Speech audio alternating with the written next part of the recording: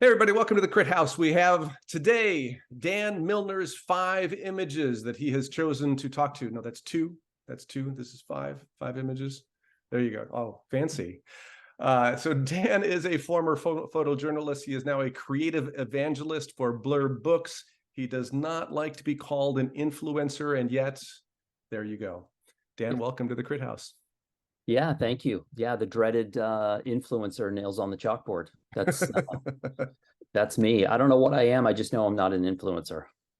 Well, you are influential. How was that? Thank you.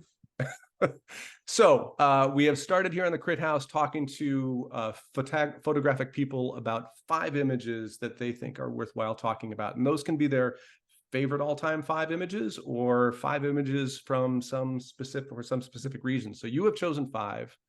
What are we going to talk about today? And why did you choose these 5 images? Well, there's actually, and I'm throwing you a little curveball here. There's actually another image that I didn't mention because I don't have it. No one has it, and no one will have it because it's probably gone. And it's probably the image that set the table for the 5 images that we're going to look at here. There was a picture on the wall of my dad's office. I grew up in a hunting and fishing family, and my mother, probably with a Pentax K1000, if I had to guess, or it could be a camera that came prior to the K1000, made a picture in South Florida when my parents were fly fishing for tarpon. And if anybody knows anything about tarpon are huge. And my father hooked about 100-pound tarpon on a fly rod, and my mom, standing in the side of the boat with probably a 50 millimeter, made this image of the tarpon horizontal to the surface of the water. It had broken and it was jumping, trying to shake the fly. And there were 7 boils on the surface of the water where that fish had just been before it broke the surface. And it was a little like a 5x7 print on the wall of my dad's office. And you know, anybody who's fly fished, you know, you hook a fish that size, a tarpon on a fly rod is just mind blowing to me. I've never caught a fish remotely that large on a fly rod, but the sense of like tension in that image was palpable. And I just remember as a kid, I could look at it 1,000 times. And that was probably what planted the seed in terms of a still image, putting that kind of like emotion into something. But the 5 pictures that I chose for this are images that from the first image that I saw that made me feel in a way I'd never felt before, through the time I went into photography school, just started to discover other photographers, started to run into other photographers, and then realizing the 4th image is a portrait, and the 5th image is actually a painting. And the painting, I had one art history class in photography school that I fought tooth and nail the entire time. I didn't like it. I didn't want to be in there. I didn't get the connection between art and photography.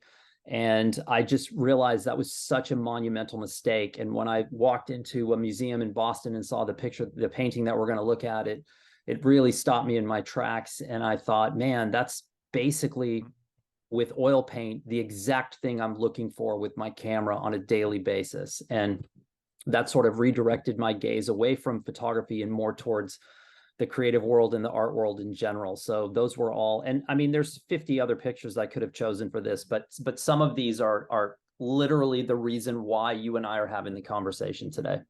I love it. Great summary. So let's take a look at the images. Sure. So, Mr. Milnor, you have chosen 5 images, and we start with this one. Yeah. Talk about this and why this is on the list. And yeah, this was the picture this is the reason why I became a photographer right here. This image. I saw this picture when I was in middle school, and I had never seen anything like this. I had never seen. It's an astonishing image.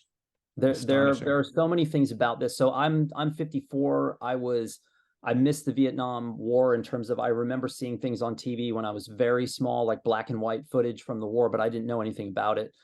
I was in middle school. Nobody was talking about it. It wasn't, I don't know where I saw this. Odds are it was in a Life magazine that someone had sitting around from somewhere. And where I grew up in a few places. I grew up in rural Wyoming, where I don't remember ever seeing an African-American in Wyoming at all at that time. But I also grew up in San Antonio, which was about 75% Latino at that point. So there were tons of Hispanic people around, but also in, I think, my high school and my middle school, there were, a few African-American folks, but I hadn't really been around that community at all. And I, living in America, the kind of racial tension and things that we have here, it's pretty palpable. It's pretty common to run into that kind of thing. And this picture just made me stop, and it made me feel in a way that I had never felt before. And the only thing I can equate it to is a few years ago, I had a kidney stone, and they had to go up and get the kidney stone. And yes, that's as horrible as it sounds, but they leave a stent in there. And then a couple of days later, they have to go back and get the stent. And it's probably the worst part of the entire experience. And when they remove the stent, you have a pain in a part of your body that you didn't know existed. It's like this weird middle ground of pain and emotion that I was like, wow, I didn't know I had that spot before. And that's what I felt when I saw this picture of like a war scene that was clearly not rehearsed. You have the amount of like tension and suffering and story in this picture. It just literally etched itself into my head. But then I just buried it. I didn't know what to do with this. I didn't know what it was. I didn't know what was happening. I just buried it. But somewhere behind the scenes, it was just percolating the entire time and percolating. And this led me to finding other work from this photographer eventually when I got into college and started carrying a camera around. And then I found, the Yankee Papa 13 photo essay on the door gunner. And that, led to all of the other photographers that covered Vietnam. But this was just let's identify the photographer. Who's this? Larry Burrows. One of the greats. Yeah, English photographer, really well respected, and went down in a helicopter crash over Laos towards the end of the war. He was with, I think, a guy named Henri Hui and Larry Burrows and a few other people that were in that chopper. And years and years and years later, Tim Page went out, and I think Tim Page found the crash site and found an old camera that was part, one of these guys was carrying around. But this image just absolutely stops me. And every time I see it, still to that point, it just brings back the first time I ever saw this picture. And I think this is like this is the quintessential for me example of what photojournalism is capable of. That brings us to number 2. So this is a Gilles Peress image from Northern Ireland, and I was a photojournalism student at UT Austin. I'd been in the school for a while. I was a bit frustrated because I'd worked as a photographer before I landed in school, not very much, but enough to know, sort of have a roadmap of what a professional photojournalist was doing. And the school was pretty antiquated in their approach at that time, and I kind of felt like I was a little bit being held back. And so I would cruise the half-price bookstore in Austin looking for photo books. And I opened a book called Telex Iran by this guy named Gilles Peress. And it just absolutely turned me inside out. It was so different from anything the school had presented.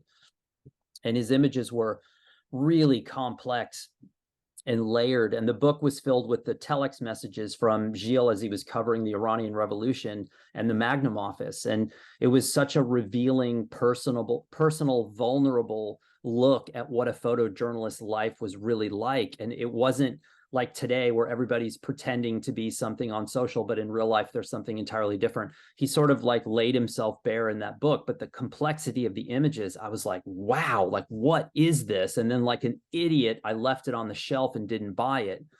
But because his name was now in my head, I started looking for other work from the same photographer, and I found this. And by this time, I was starting to go into the field in Austin and work on projects. I worked on projects on the anti-gang unit in Austin, and through the anti-gang unit, I started following around a gang member, and it was the first time I got shot at, of all places. People always ask me, "Oh, have you ever been shot at?" And I'm like, "Yep." And the first time was in Austin, Texas, believe it or not. Wow.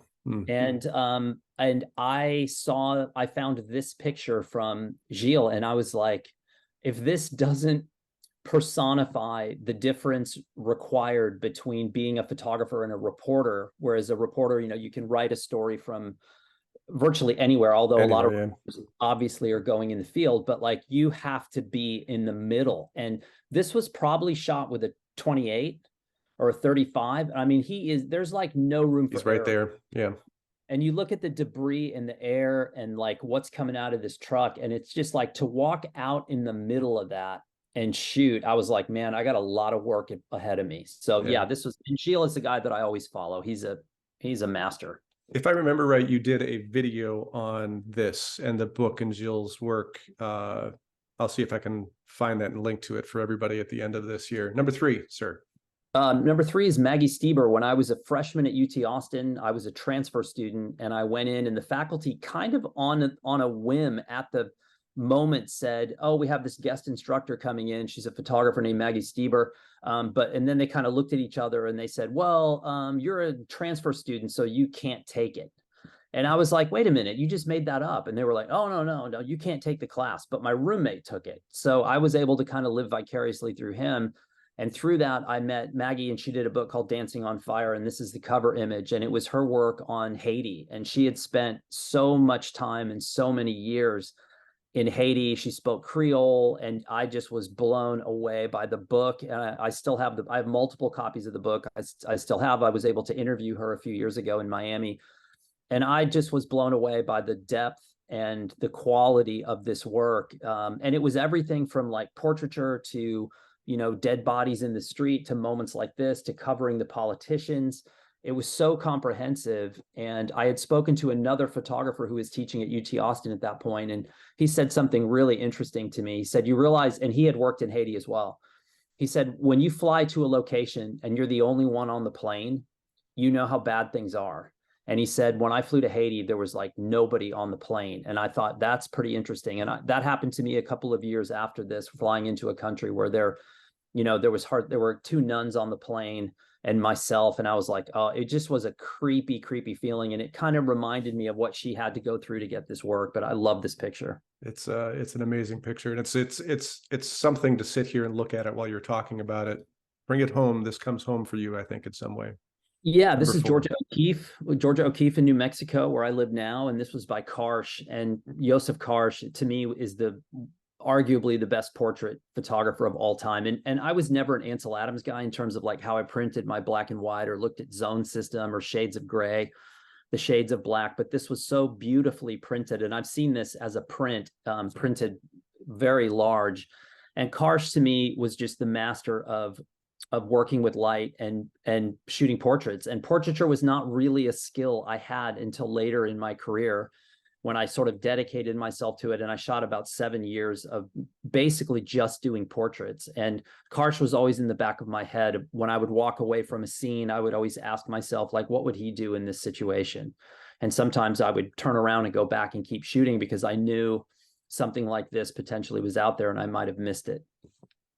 Fantastic. I love just I've seen this image before, but again, listening to you talk and having the time to spend just with this image in front of me, just the light on her face and the gesture of her hands and the frailty of those hands, just brilliant. And also a side note to this is that she worked in New Mexico in a couple of different places. One's called the White Place, one's called the Black Place. And sadly, some of those places now are just covered in fracking tanks. So they've basically let those places go to ruin, unfortunately. So no second Georgia O'Keeffe coming along anytime soon. No. Number 5 is you're going away from photography. It made me very happy that you were looking outside of photography for your inspiration and your yeah.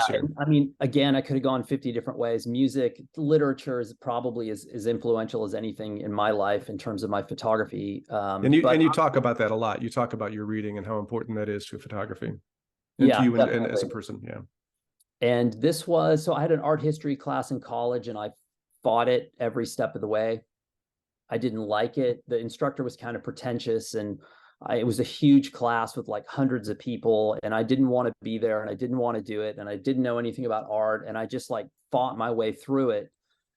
And it wasn't until years later in Boston that I walked into I think it's the Isabella Gardner Museum, and I just came around the corner and this painting, and I just looked at the painting, and it's huge in the museum, and I just looked at it and I was like, that's basically everything I'm after in a photograph right there. Like, why am I not looking at this stuff? Because that's what I'm after.